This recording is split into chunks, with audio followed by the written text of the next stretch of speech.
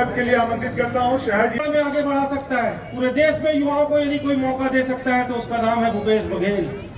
मेरे जैसे 36 साल के नौजवान को राजनांदगांव जैसी वीआईपी सीट माने जाने वाली सीट पर महापौर पद के प्रत्याशी के रूप में कांग्रेस पार्टी का अधिकृत प्रत्याशी बनाया है। मैं बहुत बहुत धन्यवाद करता हूं माननीय भूपेश बघेल जी का। शांति नगर वासियों को मैं प्रणाम करता हूं।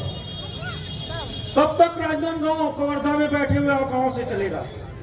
कब तक रमन सिंह, कब तक अभिषेक सिंह, कब तक संतोष पांडे राजनांदगांव को अपना गुलाम बनाकर रखेंगे?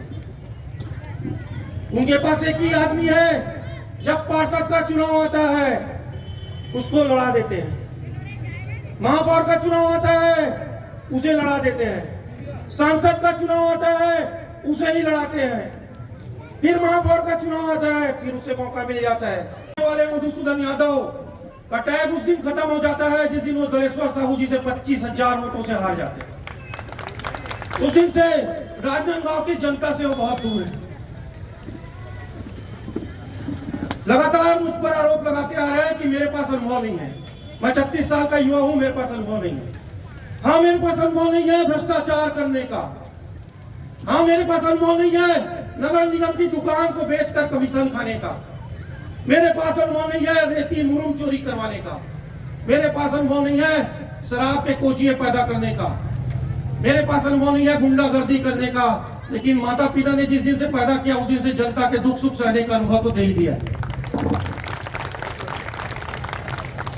मैं आप सबके बीच में यही निवेदन करूंगा कि एक युवा प्रत्याशी आपके साथ खड़ा रहेगा। कोविड काल में शहर की जनता ने मेरा काम देखा है। मैंने लगातार ऑक्सीजन सिलेंडर, रेमडेसिविर इंजेक्शन और बेड दिलाने का काम लोगों को किया है। अपनी जान की परवाह नहीं की है। 20 साल से छात्र राजनीति में संघर्ष कर रहा हूं। मधुसूदन जी को ये नहीं पता कि ये उनको अनुभव नहीं हो पा रहा है कि जब छात्र संघ के चुनाव होते थे दिग्विजय कॉलेज में, युवाओं के चुनाव, तो एक तरफ रमन सिंह, दूसरे तरफ उनका बेटा सांसद, तीसरा मधुसूदन यादव खुद जन भागीदारी समिति के अध्यक्ष हुआ करते थे।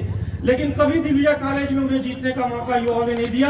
उस समय भी हमारे जो युवा साथी होते थे वो चुनाव जीतते थे। इस चुनाव को मैं महाकाल का भक्त हूँ। मेरी 3 नंबर की बटन भी महाकाल जी के आशीर्वाद से मिली। ब्रह्मा विष्णु महेश तीनों एक साथ आशीर्वाद मिले। आपसे यही निवेदन करूंगा कि आप सब हमारे कांग्रेस के जितने भी पार्षद प्रत्याशी हैं उन्हें और मुझे पंजा छाप के 3 नंबर बटन पर मुहर लगाए। मैं आपकी सेवा में निरंतर खड़ा रहूंगा। मैं आमंत्रित करता हूं, माफ कीजिए, मैं आमंत्रित करता हूं हमारे वरिष्ठ आशीर्वादक और विधानसभा में प्रत्याशी रहे आदरणीय गिरीश देवांगन जी आए और भूपेश बघेल जी का स्वागत करें। मैं सभी पार्षद प्रत्याशियों से निवेदन करता हूं, वार्ड नंबर 2 से सुरेंद्र देवांगन जी आए, आदरणीय पार्टी के लोग, आप सबका इतना प्यार आशीर्वाद मुझे मिल रहा है कि भारतीय जनता पार्टी के नेता बहुत घबरा चुके हैं। छत्तीसगढ़ में जितने मंत्री हैं, जितने उप मुख्यमंत्री हैं, मुख्यमंत्री हैं, सब राजनांदगांव गली कूचा घूम रहे हैं। कल एक सभा में मधुसूदन यादव जी ने मेरी माता जी के खिलाफ अलग-अलग बयानबाजी कर दी है। आपको पता होगा, शायद अभी व्हाट्सएप फेसबुक पे यही चल रहा है। मुझे कह दिया कि किसी की माँ का दूध इतना मजबूत नहीं जो रमन सिंह का रास्ता रोक ले। पहले मुझे छोटा भाई कहते हैं, उसके बाद अब जब बाहर का सामने दिखती है कि हार हो रही है तो अब लगातार अलग बयानबाजियां चलती हैं। लेकिन मैं एक संस्कारी परिवार का लड़का हूं, मैं उनके खिलाफ कुछ नहीं बोलना चाहता।